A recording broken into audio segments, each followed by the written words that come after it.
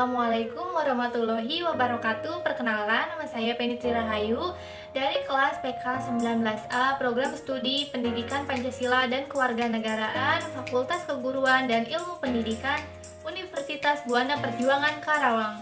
Dalam mata kuliah Strategi Pembelajaran yang diampu oleh Ibu Nadia Putri Sailendra, SPD MPD. Nah, pada kesempatan kali ini saya akan berbagi kepada teman-teman semua tentang model pembelajaran problem solving dan cooperative learning yang saya gunakan dalam simulasi pembelajaran kali ini. Tidak hanya itu, pada video kali ini saya akan memberikan analisis SWOT terhadap dua strategi yang saya pakai dalam simulasi pembelajaran kali ini. Dalam video simulasi kali ini, saya telah menyiapkan dua rancangan pelaksanaan pembelajaran dengan materi yang sama tetapi menggunakan strategi yang berbeda, yaitu menggunakan model pembelajaran, problem solving, dan cooperative learning seperti yang sudah saya jelaskan di awal. Nah, sebelumnya saya akan menjelaskan terlebih dahulu mengenai model pembelajaran problem solving. Apa sih model pembelajaran problem solving itu? Problem solving atau pemecahan masalah adalah model yang digunakan dengan cara melatih siswa untuk berpikir dan menghadapi serta memberikan alternatif solusi terhadap suatu permasalahan, baik secara individu maupun secara kelompok. Nah, setelah kita mengetahui pengertian dari model pembelajaran problem solving ini, selanjutnya kita juga harus mengetahui bagaimana langkah-langkah dalam melakukan model pembelajaran problem solving ini. Dalam model pembelajaran problem solving, menurut Hamid Hasan ada 5 langkah, yaitu yang pertama adalah identifikasi masalah. Kegiatan identifikasi masalah terdapat 2 macam. Cara yang pertama adalah guru langsung menyajikan masalah, sedangkan cara yang kedua adalah siswa sendiri yang merumuskan masalah. Sementara guru hanya mengemukakan konteks untuk siswa mengidentifikasi masalah. Tetapi dalam simulasi penerapan model pembelajaran problem solving ini, di sini saya memilih cara yang pertama, yaitu di sini guru langsung menyajikan masalah. Yang kedua adalah pengembangan alternatif. Untuk kegiatan ini, kelas dapat saja dikelompokkan dalam beberapa grup dan setiap grup membahas alternatif untuk suatu dimensi masalah. Dan kegiatan pengembangan alternatif itu dapat pula dilakukan dengan penugasan individual, baik untuk keseluruhan dimensi masalah maupun penugasan individual untuk suatu dimensi tertentu. Kegiatan berikutnya adalah pengumpulan data. Data dapat dikumpulkan dari berbagai sumber, termasuk dalam hal ini data yang mendukung kemungkinan penerapan alternatif pemecahan masalah. Kemudian data-data tersebut dikelompokkan dalam kategori yang disesuaikan dengan alternatif. Yang keempat adalah pengujian alternatif. Dari sini nantinya akan terlihat alternatif mana yang paling mungkin ditempuh untuk memecahkan masalah. Kemudian langkah selanjutnya yaitu berupa pengambilan keputusan. Namun terlebih dahulu teman-teman harus mengetahui bahwa dalam suatu kegiatan pembelajaran terdapat 3 tahapan, yaitu yang pertama adalah pendahuluan. Saya akan mencontohkan bagaimana isi dari pendahuluan tersebut. Assalamualaikum warahmatullahi wabarakatuh. Bagaimana kabar kalian hari ini? Sudah siap memulai pembelajaran hari ini? Kurang lebih seperti itu simulasi pendahuluan di dalam kelas yang biasa kita lakukan. Kemudian guru memotivasi siswa terhadap pembelajaran minggu kemarin yang kemudian akan dikaitkan dengan pembelajaran hari ini. Contoh simulasinya sebagai berikut. Baik anak-anak, materi kita hari ini adalah ancaman dalam integrasi nasional. Tapi sebelumnya minggu kemarin itu Ibu sudah sedikit mengulas tentang materi yang akan kita pelajari hari ini.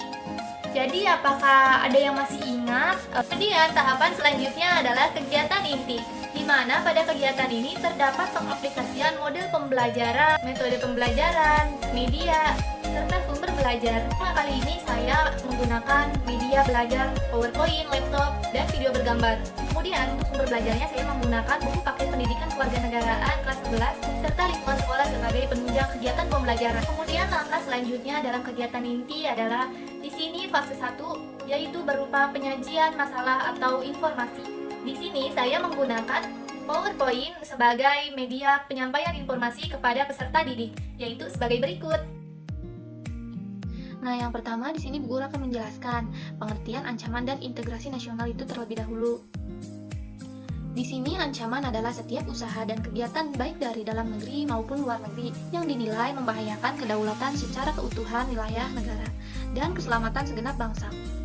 Adapun pengertian integrasi nasional yaitu adalah suatu usaha dan proses mempersatukan perbedaan-perbedaan yang ada pada suatu negara sehingga terciptanya keserasian dan keselarasan secara nasional.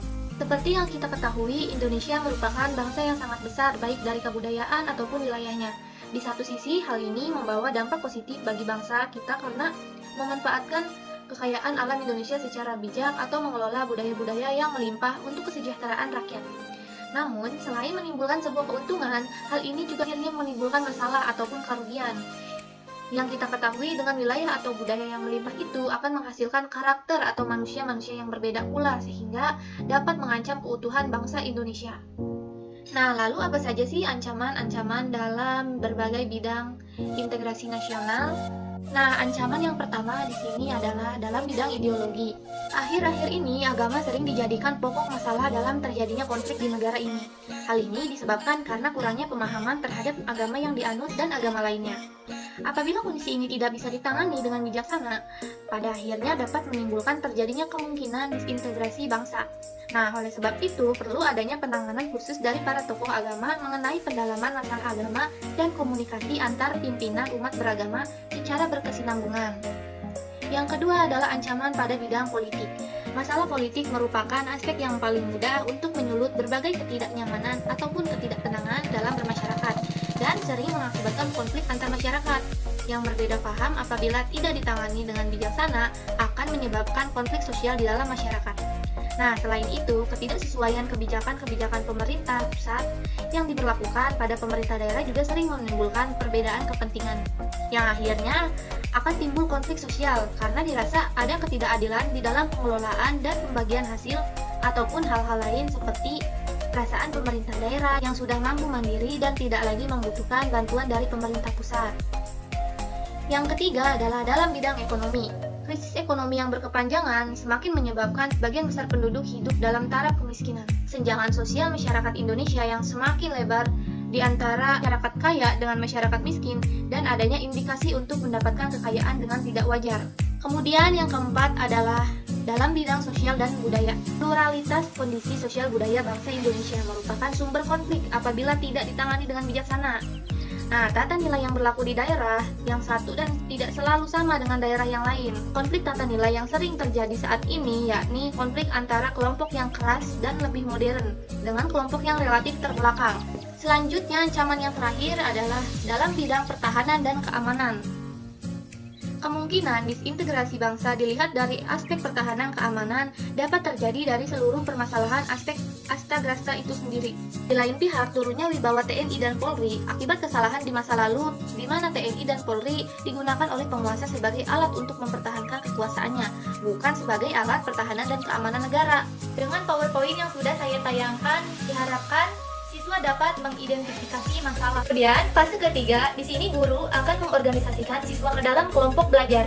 Dalam simulasi kali ini, saya akan membentuk kelompok dari 2 sampai 5 orang. Kemudian di sini saya juga akan membagikan buku paket sebagai sumber belajar para peserta didik dan saya juga akan menjelaskan cara penyelesaiannya.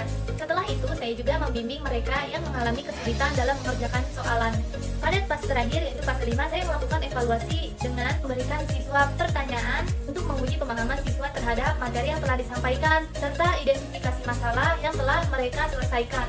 Contoh simulasi yang saya katakan terhadap para peserta didik seperti berikut. Anak, untuk menguji kepahaman kalian terhadap pemecahan masalah yang sudah kalian lakukan, di sini ibu punya beberapa soal, silakan untuk dikerjakan terlebih dahulu sebagai penilaian individu. Kurang lebih seperti itu. Kemudian yang terakhir adalah penutup. Biasanya pada fase ini, guru juga merefleksikan dan menyimpulkan kegiatan pembelajaran hari ini dan menyampaikan rancangan kegiatan selanjutnya. Nah, pada simulasi kali ini, saya menugaskan pekerjaan rumah sebagai suatu penilaian tindak lanjut. Contohnya sebagai berikut. Anak-anak, ibu rasa cukup untuk pembelajaran kita hari ini. Oh ya, sebelumnya ibu akan memberikan kalian pekerjaan rumah ya.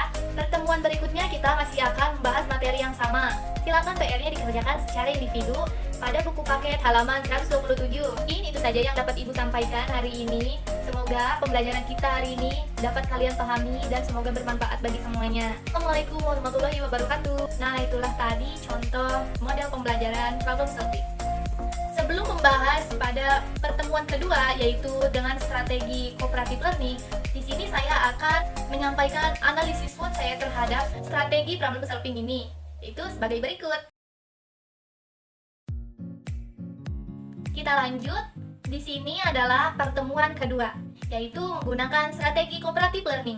Sebelum kita beralih ke video prakteknya, di sini saya akan menjelaskan terlebih dahulu pengertian dari cooperative learning. Cooperative learning adalah suatu model pembelajaran di mana siswa belajar dan bekerja dalam kelompok kecil secara kolaboratif yang anggotanya berisikan 4-5 orang atau lebih, atau boleh juga kurang, dengan struktur kelompok yang heterogen. Cooperative learning memiliki banyak jenis. Di sini saya mengambil jenis dari STAD atau Student Team Achievement Division, merupakan salah satu tipe pembelajaran kooperatif yang paling sederhana dan merupakan pembelajaran kooperatif yang cocok digunakan oleh guru yang baru mulai menggunakan pembelajaran kooperatif. Contoh simulasinya sebagai berikut.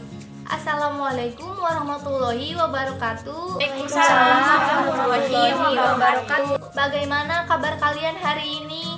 Baik, Bu. Baik, Bu. Sudah siap memulai pembelajaran hari ini? Siap, Bu. Oke, sebelum kita memulai pembelajaran hari ini, silakan untuk berdoa terlebih dahulu. Baik teman-teman, sebelum kita memulai pembelajaran hari ini, alangkah baiknya kita berdoa terlebih dahulu. Berdoa menurut kepercayaannya masing-masing, berdoa dimulai. Oke, jadi siapa yang tidak hadir hari ini? Semua siswa hadir, Bu. Oke, hadir semua ya. Nah, anak-anak, di sini Ibu akan menampilkan video pembelajaran kita hari ini ya. Silakan kalian simak dan amati.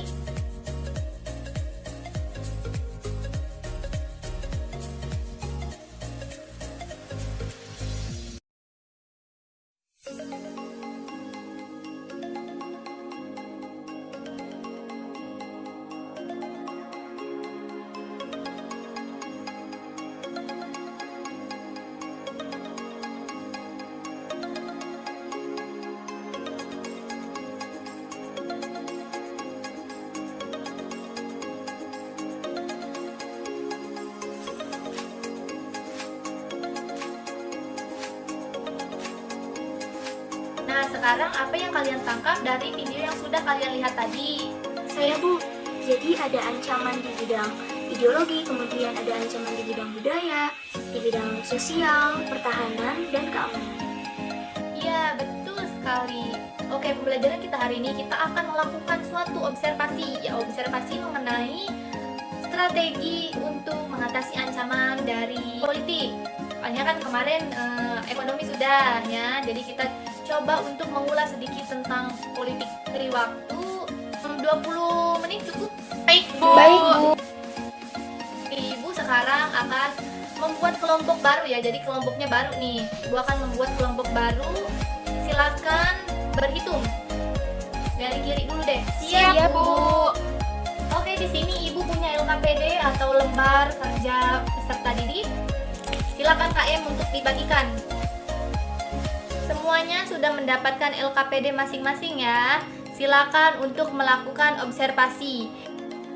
Apakah ada yang kesulitan? Tidak, Bu. Dan kurang dimengerti, boleh ditanyakan ke Ibu ya. Baik, Bu. Baik, Bu. Nah, waktunya sudah habis. Apakah sudah selesai diskusinya? Sudah, Bu. Baik, sekarang perwakilan kelompok masing-masing untuk maju ke depan. Presentasikan ya hasil diskusinya. Ayo, kelompok siapa saja yang sudah siap, silakan maju ke depan tanpa Ibu tunjuk ya. Saya, Bu. Jadi hasil pengamatan dari kelompok kami adalah ancaman politik dari dalam negeri berupa korupsi, konflik, SARA, dan pelanggaran HAM. Sedangkan ancaman dari luar negeri yaitu terorisme dan spionase. Nah, adapun strategi yang dapat dilakukan dalam mengatasi ancaman tersebut adalah yang pertama, mengembangkan demokrasi politik. Yang kedua, mengaktifkan masyarakat sipil dalam arena politik. Yang ketiga, memahami lebih dalam arti Pancasila sebagai ideologi negara. Yang keempat, menumpas setiap gerakan separatis. Yang kelima, menegakkan supremasi hukum. Dan yang keenam, meningkatkan ketahanan masyarakat dalam menghadapi usaha pemecahan dari luar.